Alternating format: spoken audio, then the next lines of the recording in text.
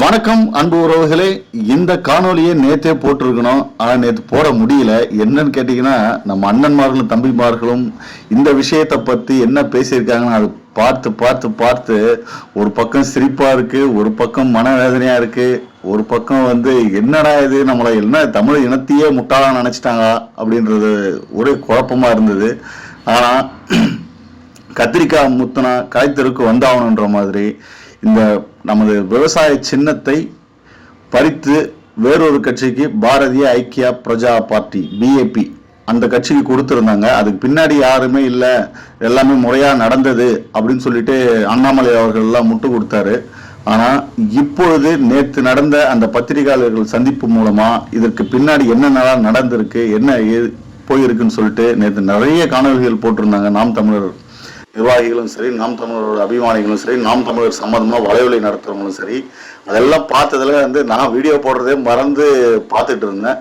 சரி, அதை பத்தி யார் யார் என்ன சொல்லியிருக்காங்க, இதுக்கு பின்னாடி என்ன இருக்குன்றது வீடியோக்குள்ள பார்க்கலாம். இந்த வீடியோ கொஞ்சம் லென்த்தாக தான் இருக்கும், ஆனால் கடைசி வரைக்கும் பாருங்க, உங்களுக்கு பிடிக்கும்னு நினைக்கிறேன். வாங்க வீடியோக்குள்ளார போகலாம்.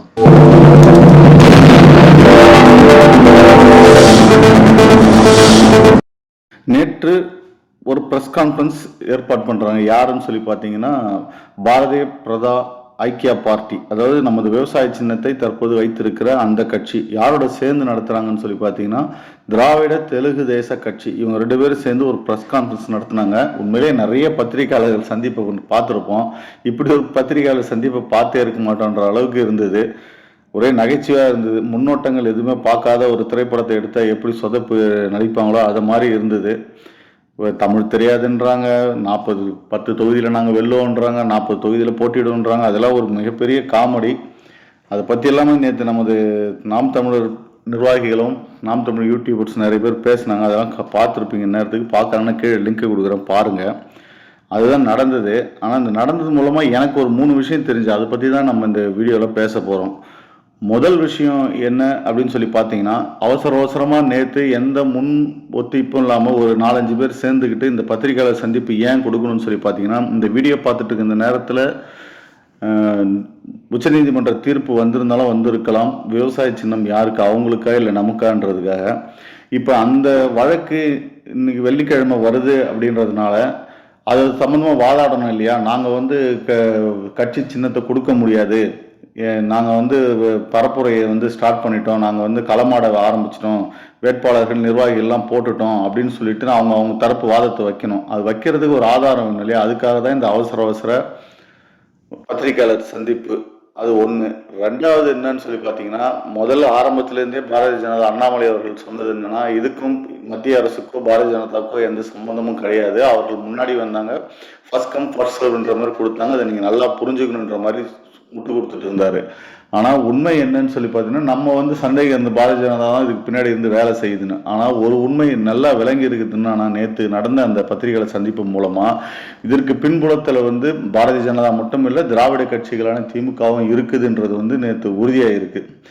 திமுகவா பாரதிய ஜனதாவான்றதை விட ஒரு தமிழர் நிலத்தில் ஒரு தமிழர் அதிகாரத்துக்குள்ளார் வரக்கூடாது. இங்கே அதிகாரத்தை கொழுத்து போயிருக்க திராவிட கட்சிகளாகட்டும், இங்கே அதிகாரத்தை சுவைக்க நினைக்கிற ஆரிய கட்சிகளாகட்டும், இவங்க இருவரும் சக்திகளும் தமிழர்களை அடக்கி ஆளணுன்றதுக்கு ரொம்ப நாளாக நினைச்சிட்டு இருக்காங்க. அப்படிதான் நடத்திக்கிட்டு இருக்காங்க. இப்போ சீமான் வந்ததுக்கு அப்புறம் தான் தமிழர்கள் தமிழர் நிலத்தை ஆளணும், தமிழர்களும் தலை நிமிர்ந்து நிற்கணும், நாங்கள் இனமும் எங்கள் இனமும் நாங்கள் தான் ஆட்சி செய்வோன்ற அந்த மாதிரியான கருத்தியல்களை முன்னு வச்சு பயணம் பண்ணிட்டு இருக்கு. அதுக்கு வெகுஜன மக்கள்கிட்ட நிறைய ஆதரவு இருக்குது. அதுக்கு எதிராக செயல்படுறதுக்காக 2 சக்திகளுமே சேர்ந்து தான் செயல்படுதுன்றது நேற்று நடந்த அந்த பத்திரிகையாளர் சந்திப்பு மூலமாக தெரிஞ்சது. ஒன்று பாரதிய பிரஜா கட்சி, ஆரிய கட்சியான பாரதிய பிரஜா கட்சி, இன்னொன்று திராவிட தெலுங்கு தேச கட்சி.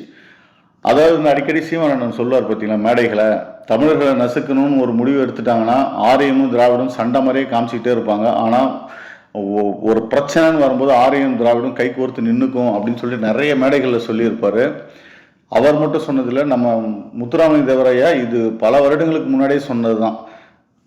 ஒரு நாள் ஒரு காலம் வரும், அந்த காலம் வரும்போது இப்போ ஆரியமும் திராவிடமும் கை குலுக்கி நின்று நம்மளை எதிர்க்கும்னு சொல்லிட்டு அந்த காலம் வந்தே விட்டதுன்றது தான் நேற்று நடந்த பத்திரிகையாளர் சந்திப்பு மூலமாக நமக்கு தெரியுது. மூன்றாவதாக பார்த்தீங்கன்னா, அவங்க அந்த விவசாய சின்னத்தை அப்படியே பயன்படுத்தி இருக்கிற அந்த முறை, அந்த விவசாய சின்னம் வந்து தேர்தல் ஆணையத்து மூலமாக கொடுக்கும்போது அந்த கரும்பு விவசாயி கானா கிசான்ற அந்த கரும்பு விவசாயி வந்து கொடுக்கும்போது இந்த அளவுக்கு கிடையாது. மங்கலான ஒரு வெள்ளை பின்புறத்தில் இருந்தது.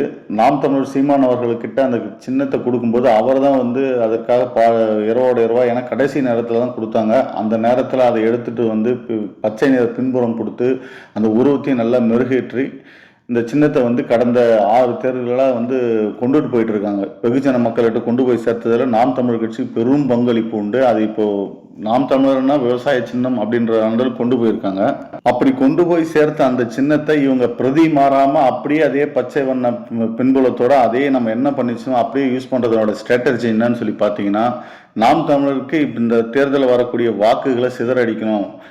ரொம்ப தெரிஞ்சிக்காம இருக்கிற மக்கள்கிட்ட வந்து அந்த சின்னம் போய் சேரக்கூடாது. அப்படியே போட்டாலும் இயற்கையாகவே நம்ம பார்த்து பார்த்து பழன மக்களுக்கு என்ன பண்ணும் கரும்பு விவசாய சின்னத்தில் போட தோணும் இல்லையா? அதை மாதிரியான ஒரு ஸ்ட்ராட்டஜி தான் இவங்க எடுத்து யூஸ் பண்ணியிருக்காங்க. இவங்க நார்மலாக இருந்திருந்தாங்கன்னா தேர்தல் ஆணையம் என்ன சின்னம் எப்படி கொடுத்துருந்தோ அதையே பயன்படுத்தியிருப்பாங்க, இல்லை வேறு மாதிரி மெருகேற்றிருப்பாங்க. இது பின்புலம் நம்ம வாழ்க்கை சிதைக்கிறதுக்கு உண்டான வேலைகளை தான் இவங்க பார்க்குறாங்க. அது வந்து திட்டமிட்டப்பட்டது தான். நாங்கள் வந்து தேர்தல் ஆணையத்துக்கிட்ட நாங்கள் போய் கொடுத்தோம், அவங்க கொடுத்தாங்க.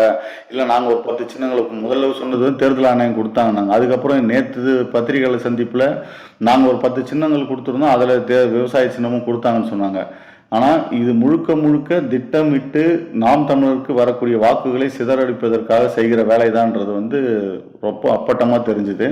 அப்புறம் இன்னொரு மகிழ்ச்சியான விஷயம் என்னன்னு சொல்லி பார்த்தீங்கன்னா, நேற்று சாயந்தரம் சாட்டையில் ஒரு வீடியோ போட்டிருந்தாங்க. இது வந்து பொதுமக்கள் இதை எப்படி பார்க்குறாங்க, எப்படி புரிஞ்சுக்கிறாங்கன்னு ஒரு சந்தேகம் இருந்தது. ஆனால் பொதுமக்கள்கிட்ட கேட்கும்போது அவங்க தெளிவாக சொல்லிட்டாங்க, நாங்கள் வந்து சின்னத்தை பார்த்து நாம் தமிழருக்கு ஓட்டு போடல, அவங்களோட எண்ணத்தை பார்த்து தான், சீமான் அவர்களோட கருத்தியலுக்கு தான் நாங்கள் வந்து வாக்கு செலுத்துகிறோம். அவர் எந்த சின்னத்தில் நின்றாலும் வாக்கு போடுவோன்னு இளைஞர்கள் மட்டுமல்ல, இந்த தடவை வந்து நடுத்தர வயதில் இருக்கிறவங்க, வயது முதிர்ந்தவர்களும் கூட வந்து சீமான் மேலே ஒரு நம்பிக்கையோடு பேசுகிறாங்க. அது வந்து ரொம்ப மகிழ்ச்சியை தருது. அந்த வீடியோட லிங்கையும் கீழே கொடுக்குறோம், பாருங்கள்.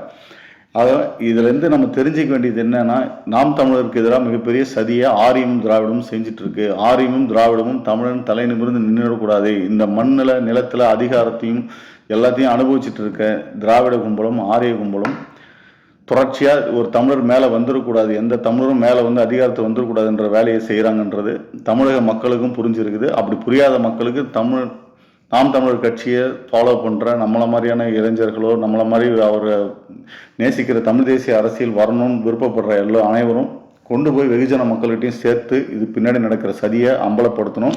தொடர்ந்து பயணிப்போம். மீண்டும் ஒரு பதிவில் உங்கள் அனைவரையும் சந்திக்கிறேன். நன்றி, வணக்கம்.